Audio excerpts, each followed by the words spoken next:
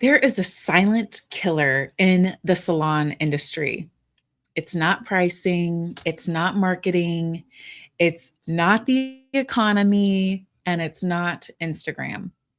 It's something much quieter. It's called surface level service. And surface level service is the reason retail stalls, upgrades feel awkward, guests say, I'll think about it. Teams feel like they're working hard, but not winning.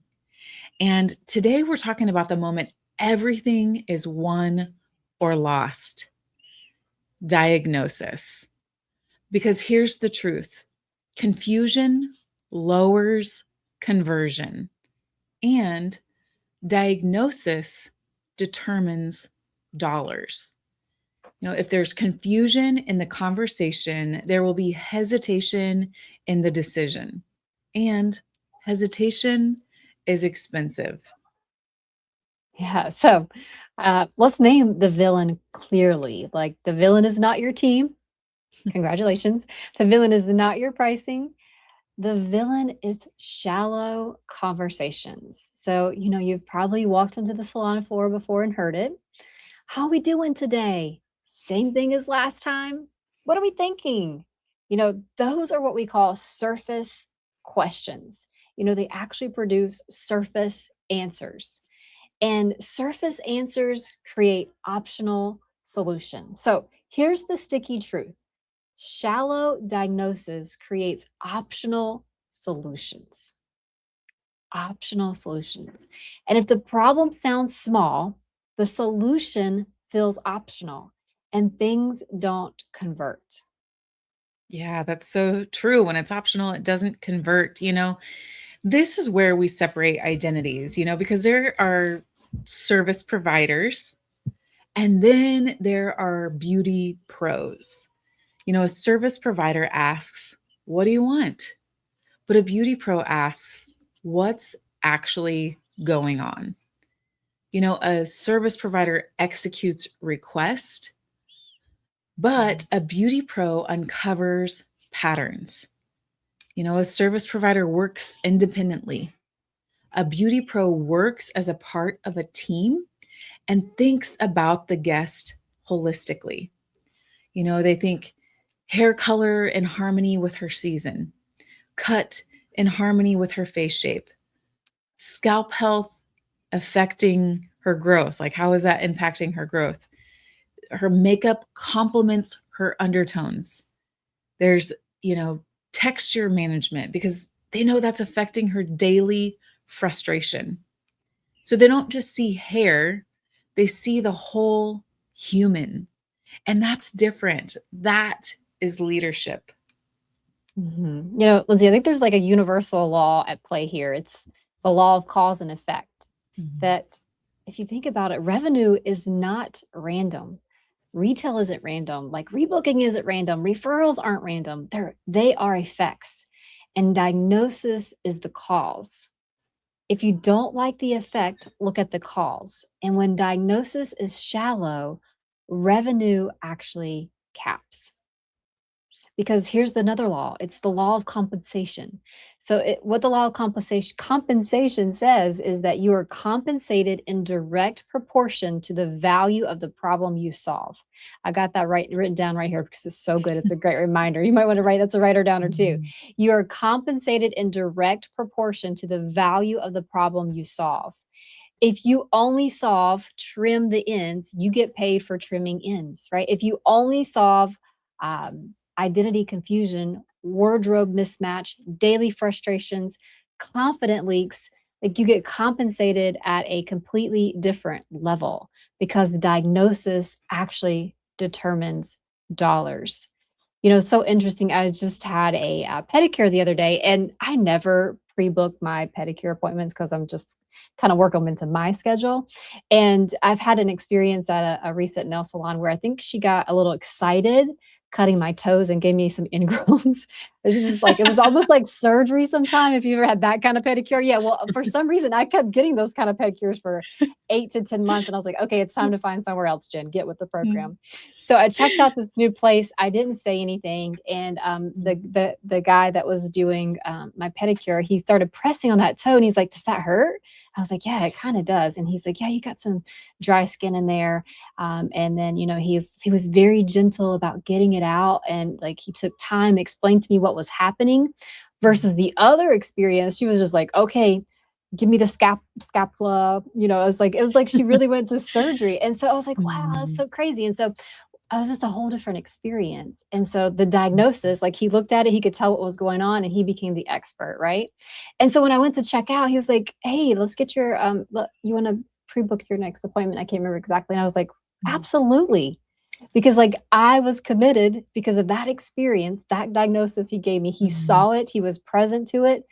I was like, "Yeah," and I actually wanna give him a really good tip too. I didn't know for 10 months that I didn't have to get surgery on my toe every time. It could be done this way. And so it was a really cool experience to have, like, man, that is so true when you think about the law of compensation. Like, I Mhm. compensated him greatly because you are truly compensated in direct proportion to the value of the problem you solve. Oh, that is great. And, I think nail salons, it's can be rare that they ask for someone to make a future reservation. So the fact that he did Mhm. that, like he gets Yeah. double points for that Oh, day. That's absolutely. that's incredible, Jen. Because think about like the last time that you went to a doctor. If they walked into the room and prescribed medication before asking any questions, you'd panic, you know? But if they sat down and said, "When did this start? What have you tried? What's bothering you most? How is this affecting your daily life?" Now you feel safe. And your guests are no different, but instead of medical symptoms, they have identity symptoms. They'll Mhm. say things like, "I feel washed out. My hair won't grow. I don't know what colors look good on me. My makeup never looks right. My face looks rounder than I want." And so if you skip diagnosis, if you skip the emotional root, I mean, that really is skipping the emotional root, Mhm. if you skip that diagnosis piece. And so without the root, the solution feels optional. So good. So this is why we teach the deep DEEP method. Truly because surface level questions create surface level results, as we said before.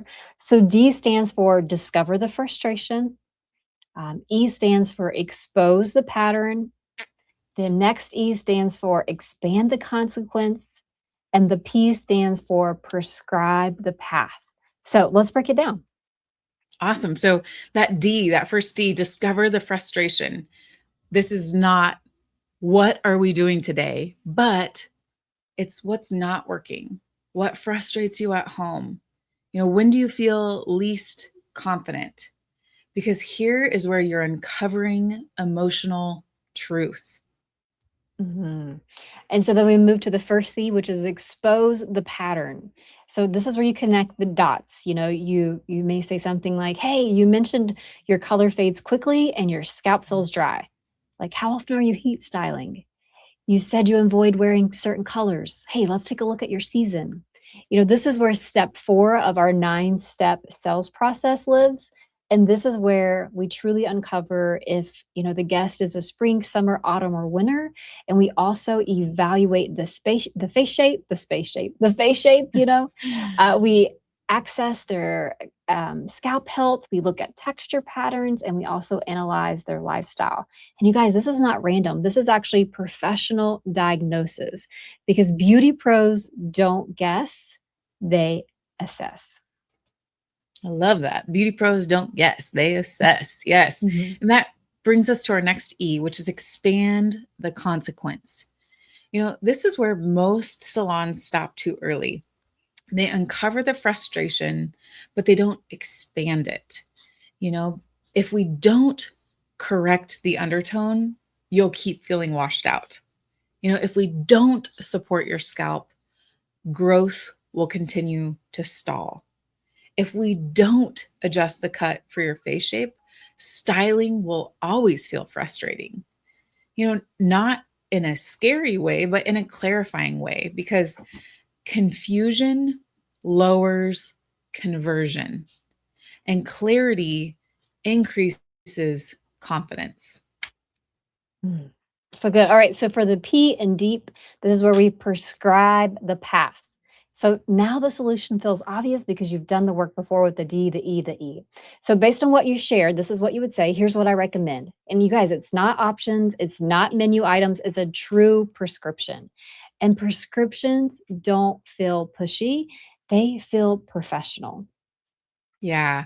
And if your team struggles with retail, if upgrades feel awkward, if guests say, "I'll think about it," it's almost never a closing problem. It is a diagnosis problem. You're asking them to close without any context.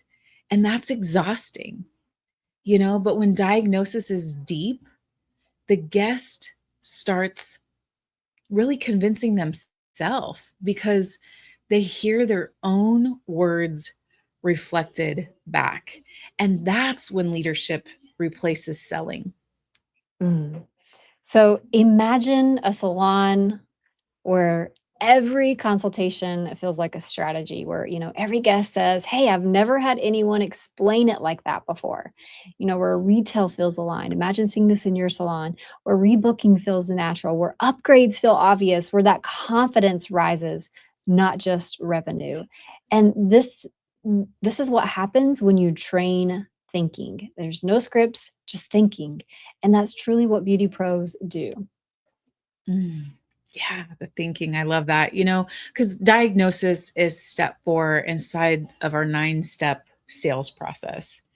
And it's truly the turning point. And when you master it, everything gets easier. Because again, diagnosis determines dollars, and shallow diagnosis creates optional solutions. Yeah. So, you guys, before you go out and try another promotion, before you assume it's the economy, before you tell your team to sell more, ask this. Hey, are we diagnosing deeply? Are we thinking like beauty pros? Or are we operating like service providers? Because one executes, the other leads. And leadership is always more profitable. So, next week, we're going to talk about something that might surprise you, why your best people still feel disconnected. And once you understand that, you'll realize diagnosis doesn't just apply to guests, it actually applies to your team too.